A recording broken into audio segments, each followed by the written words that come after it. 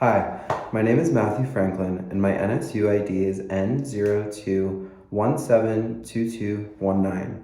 I'm so grateful for this opportunity to be able to submit this video essay and give a little bit of background on myself and why I'm interested in Nova Southeastern University's occupational therapy program. Question 1 reads, many students look for careers in which they can help others and make a difference in their lives.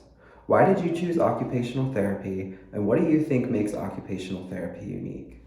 I was actually exposed to occupational therapy at a very young age. I endured a brachial plexus injury at birth that left my right arm totally paralyzed, and thankful for many surgeons and the innovations that exist in the medical field, because I was able to undergo years of surgery that actually restored my active and passive ranges of motion, and that would have not been entirely possible without an extremely talented rehabilitation team consisting of PTs and OTs. I chose occupational therapy because I know firsthand what it feels like to celebrate buckling your belt for the first time and tying your shoes and putting on a shirt completely independently. And I would really love to indulge in other successes in achieving those milestones and even shooting for bigger things like helping people feel more comfortable in the weight room and helping them set new PRs and a healthier and more active lifestyle. Occupational therapy is truly such a unique field in that it operates from this totally holistic framework. It really takes into account both the mind and the body. And I actually work as a physical therapy aide here at Penn State University Student Health Center, and students really love to ask me why OT. And the reason for that is the emphasis on the mind that OT really works from. It's not solely using the body as a means to heal, but it really takes into account a patient's mindset and neurological conditions that they may have that complicate recovery and facilitate a need for an intervention to help them better engage in their day-to-day life. I do love working with musculoskeletal conditions, but I also love being able to take creative approaches and encourage strength and recovery through occupations like writing, painting, and doing ADLs like tying shoes. It really helps fine motor movement, and I really love the more holistic lens that OT offers. The second question asks, what led you to believe that Nova Southeastern University was the right place to earn your occupational therapy education? I love Nova for so many reasons, but I first want to underscore my appreciation for their opportunity for interprofessional work. They train such talented dentists, doctors, PTs, SLPs, and audiologists, and as an OT, I have such a great appreciation for these fields and being able to collaborate with them. Some of my favorite research right now pertains to how OTs can collaborate with dentists to better serve children with autism spectrum disorder and really work through their sensory issues and prevent dental cavities and further dental work. That being said, I'm a huge believer in a rehabilitation team, and I really appreciate Nova Southeastern's library for the College of Health Professions and their virtual reality technology that is just so unique and very valuable to my training as an occupational therapist.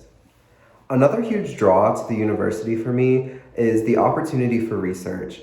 I have a huge place in my heart for health promotion, and I'm actually minoring in bioethics, which will help me conduct fair and ethical research.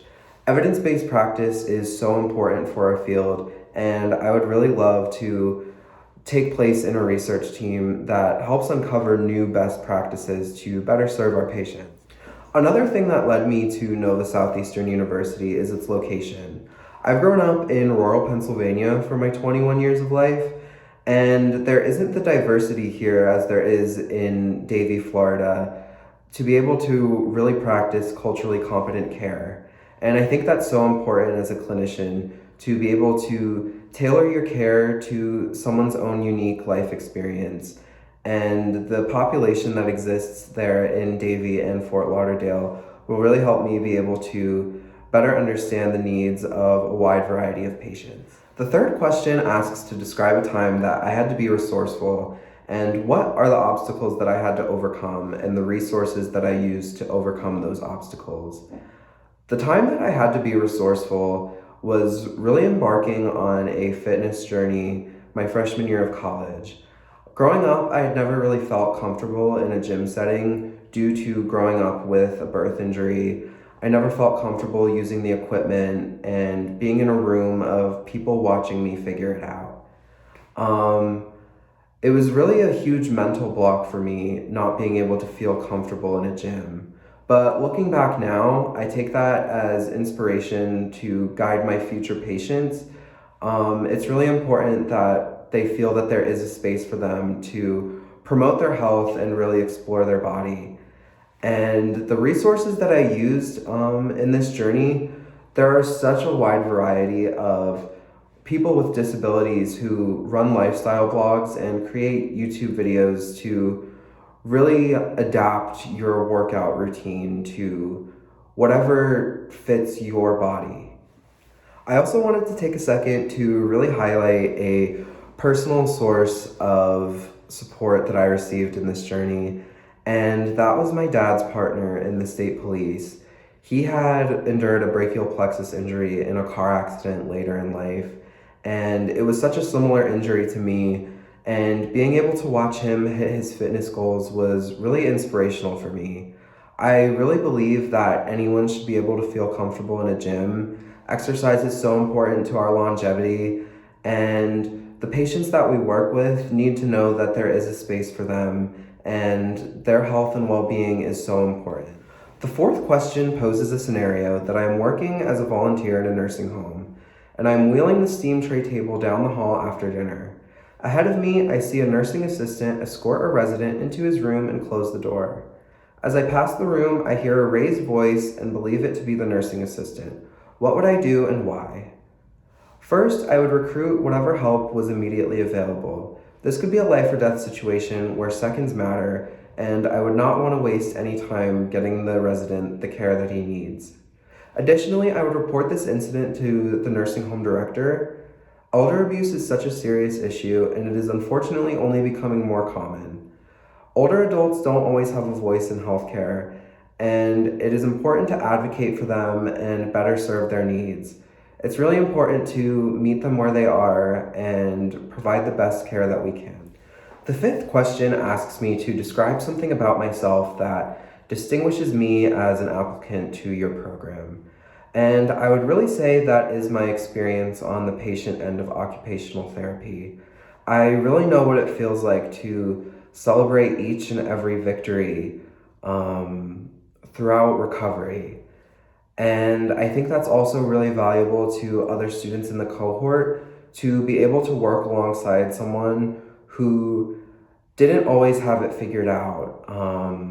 I remember being in chemistry class and really being uneasy about using bulb pipettes, and I would have to adapt that to my own lab work and figure out a way that I was going to do it on my own.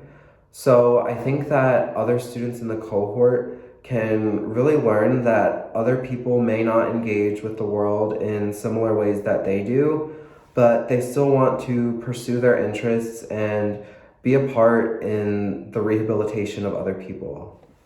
In addition to being helpful to other students in the cohort, I think my own life experience is really valuable to field work and then practice as an occupational therapist.